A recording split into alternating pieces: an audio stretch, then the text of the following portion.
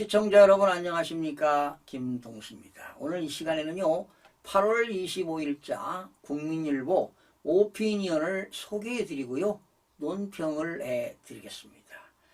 여러분들 많은 관심을 가져야 할 때입니다.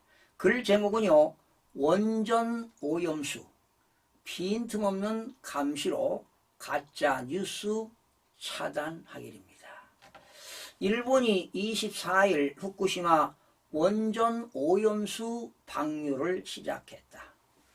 다핵종 제거 설비 즉 알프스지요. 알프스와 희석 과정을 거쳐 저장 탱크에 보관 중이던 200여 톤이 바다로 흘러갔다. 앞으로 17일간 매일 460톤씩 총 7,800톤을, 연말까지는 모두 31,200톤을 방류할 예정이다. 방류 직전 측정한 오염수의 삼중수소 농도는 기준치를 크게 밑돌았고 방류 해역 측정 결과는 27일부터 공개할 거라고 한다. 돌발 상황에 대비해 7중 안전판을 구축한 우리 정부도 감시체계 가동에 돌입했다. 현장에 체류하는 국제 원자력 기구와 데이터를 공유하면서 한반도 주변 해역과 잠재적 유입 루트의 실시간 모니터링 체계를 갖췄다. 우리 전문가들이 정기적으로 후쿠시마에 가서 점검키로 했고 문제가 있으면 즉각 중단한다는 일본 총리의 약속도 받아놨다. 그래도 불안해할 국민을 안심시키려면 빈틈없는 감시와 투명한 정보 공개가 선행되어야 한다. 감시망은 물 셀 틈 없이 운영되어야 하며 그 내용은 국민들에게 빠짐없이 실시간 전달해야 할 것이다.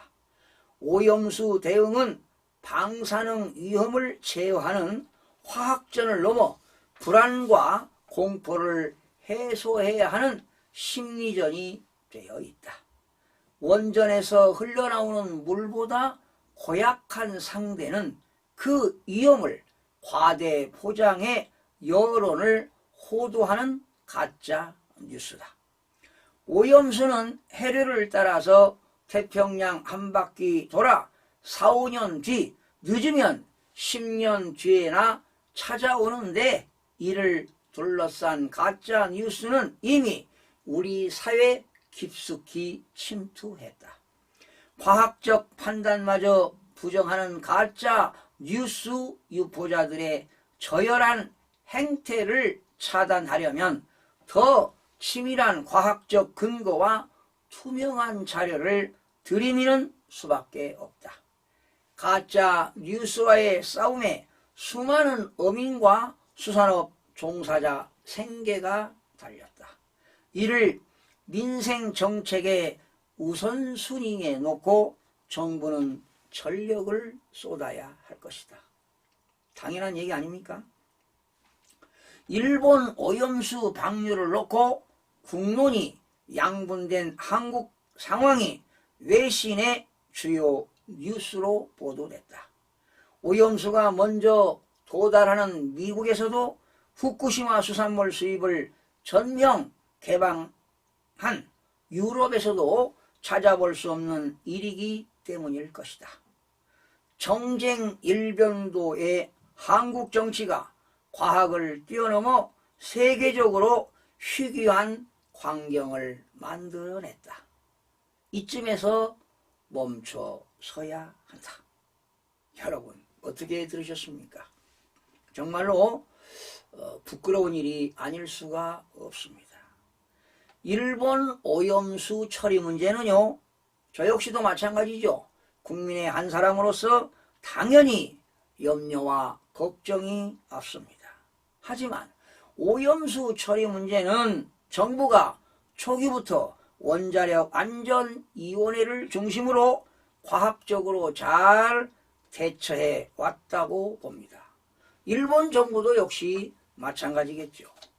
국민들에게 피해를 주면 되겠습니까? 정부는 오염수 처리에 대한 과학적인 지식을 국민들에게 잘 알려줄 필요가 있습니다. 과거 광우병 사태와 확연히 다르게 국민 안전을 최우선으로 불안감을 해소시켜주어야 합니다. 우리나라 전문가가 후쿠시마 원전 내 국제원자력기구와 일본 원자력규제위원회와 함께 철저한 모니터링이 이루어져야 한다고 봅니다. 한덕수 총리가 밝힌 대로 방류가 한일 합의를 벗어나면 즉각 방류 중단을 요청하고 국제해양법 재판소에 제소하는 등 부적절한 방류에 단호하게 대처해야 합니다. 이재명 더불어민주당 대표는 방류를 제2의 태평양 전쟁이라고까지 비유했습니다. 정말 속아 웃을 일입니다. 일본이 1941년에 일으킨 태평양 전쟁의 당사자 미국은 오염수 처리가 가장 먼저 도달하는데도 일찌감치 방류를 지지했습니다.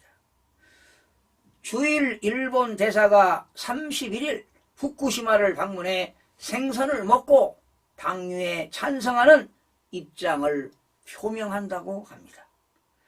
찬성하는 이유는 무엇이겠습니까? 바로 국제력 원자력기구가 안전성 점검 결과 인간과 환경에 해를 끼치지 않는다는 것 아니겠습니까? 수산물 소비 위축은 아랑곳하지 않고 태평양 전쟁 운운하면서 방류를 자신들의 안위와 목적을 위해 사악한 행태를 서슴지 않는 정치야말로 단호하게 배격되어야 할 것입니다. 시청해주신 여러분 고맙습니다. 최선을 다하겠습니다. 구독과 좋아요는 저에게 큰 힘이 됩니다.